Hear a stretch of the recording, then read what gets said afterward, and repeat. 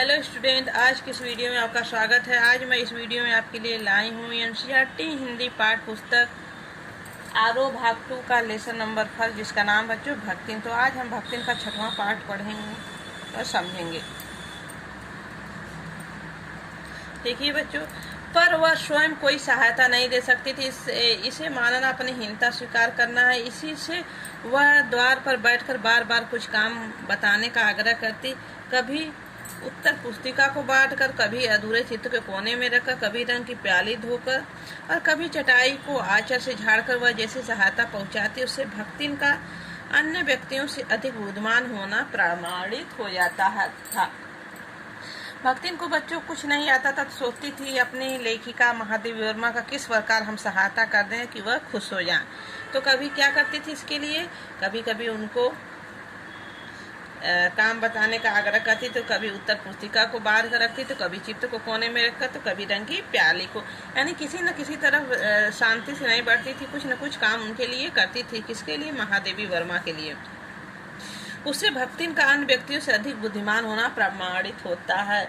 ऐसा लगता था कि वह और व्यक्तियों से बुद्धिमान है। वह जानती थी कि जब दूसरे अन्य व्यक्तियों से अधिक बुद्धिमान, वह जानती थी कि मेरा हाथ बटाने की कल्पना तक नहीं कर सकते, तब तक वह सहायता की इच्छा की क्रियात्मक रूप देती।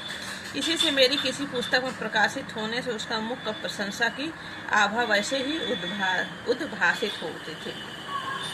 महादेवी वर्मा कहती है कि भक्तिन ऐसी थी कि जब भी मेरा कुछ कार्य करती थी उसको बहुत खुशी महसूस होती थी, बहुत खुश होती थी।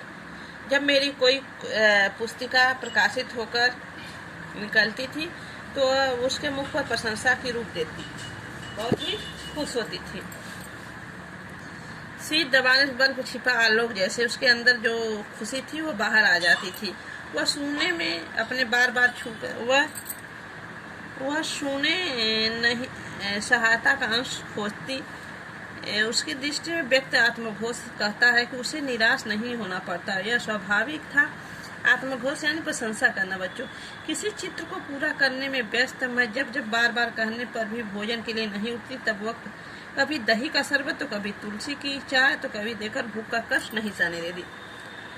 यदि अपने लेखिका महादेवी वर्मा बच्चों कहते हैं कि जब भी मैं लेखन का काम करती तो उस समय मैं खाने के लिए, चाय के लिए नहीं उठती थी, तो बार बार आग्रह करते थे, तब भी मैं नहीं उठती थी। तो क्या करती थी, बीच बीच में लाकर मुझे कुछ न कुछ खाने के लिए, कहीं दही का शरबत, तो कभी तुलसी की चाय देती रहती थी कि मुझे भूख का कष्ट नहीं सहने देती, कि मुझे भूख का एहसास न होने पाए। एकदम सच्ची भाव से सेवा मेरी करती थी।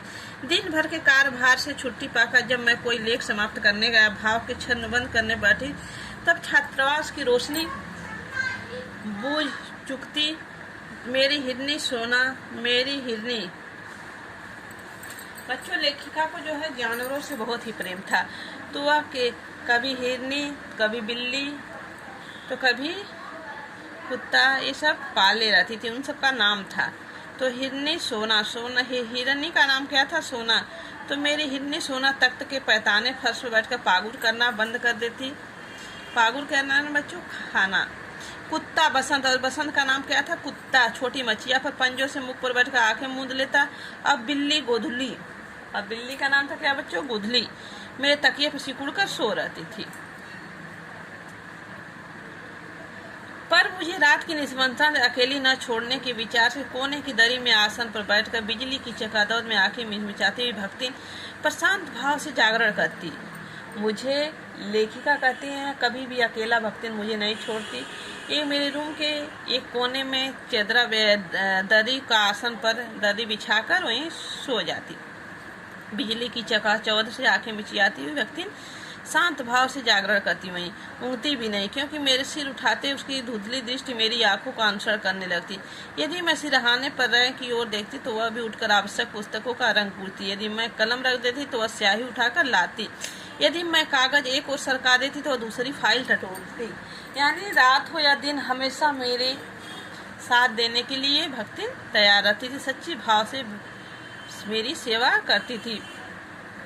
बहुत रात गए सोने पर मैं भी जल्दी से उठती थी और भक्तिन को भी मुझसे ही पहले जागना पड़ता। सोना उछल कूद के लिए बाहर जाने के लिए आकुल रहती। सोना किसका नाम था बच्चों? हिरनी का नाम था सोना। वो भी उछल कर कूद के लिए बाहर जाने के लिए आकुल रहती। बसंत नित्य कर्म के लिए दरवाजा खुलवाना चाहता। और बसंत किसका नाम था बच्चों? वसंत। कुत्ते का नाम था वसंत। वह भी दरवाजा खुलवाना चाहता था। और गोधुली चिड़िया की चहचहाती शिकार का आमंत्रण सुन लेती। बहुत मेरे भ्रमण का भी एकांत साथी भक्तिन ही रही। बदरी, केदार आदि के ऊंचे नीचे तंग पहाड़ी रास्ते में जैसे वह हट करके मेरे आगे चलती रही, और वैसे ही गांव की धूल भरी पगडंडी पर मेरे पीछा रहते नहीं भूलती। किसी भी समय कहीं भी जाने के लिए प्रस्तुत होते ही मैं भक्तिन की छाया के सामने साथ पाती। भक्तिन जहाँ भी कहीं महादेवी वर्मा लेखिका जाती बच्चों, उनके साय की तरह भक्तिन के साथ साथ जाती। युद्ध की देश की सीमा से बढ़ते हुए जब लोग आकांक्षित होते तब भक्तिन ने बेटी, दामाद, उसके नाती को लेकर बुलाने आ पहुँचे, पर बहुत समझाने बुझाने पर भी उनके साथ नहीं जा सकी। सबको वह देख आती, रुपया भेज देती, पर उसके साथ रहने के लिए मेरा साथ छोड़ना आवश्यक है, जो समतल भक्तिन के जीवन के अंत तक स्वीकार न होगा। यानी उसकी बेटी, दामाद सब आते थे, भक्तिन के पैसा दे देती थी बच्चों, वो सब ले जाने के लिए राजी रहते, लेकिन यह किसी भी तरह भक्तिन मेरे जीवन के अंत तक लग रहा है साथ छोड़ने के लिए तैयार, स्वीकार उसको नहीं था।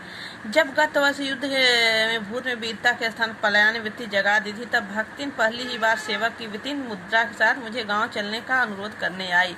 वह लकड़ी रखने के मचान पर अपनी नई धोती बिछाकर मेरे कपड़ों को रख देगी, दीवार के कीले गाड़कर उन पर तख्ते रखकर मेरी किताबें सजा देगी, धान के पुआल का गोदरा बनवाकर उस पर अपना कंबल बिछाकर मेरे सोने का प्रबंध करेगी, मेरे रंग, स्याही आदि का नई हड्डियों सजो कर रख देगी, हड्डियों पर सजो कर रख देगी, और कागज पत्रों की छीके में यथाविधि एकत्र कर देगी। तो आज का वीडियो बच्चों यहीं समाप्त होता है। नेक्स्ट वीडियो में हम मिलेंगे। ओके, धन्यवाद।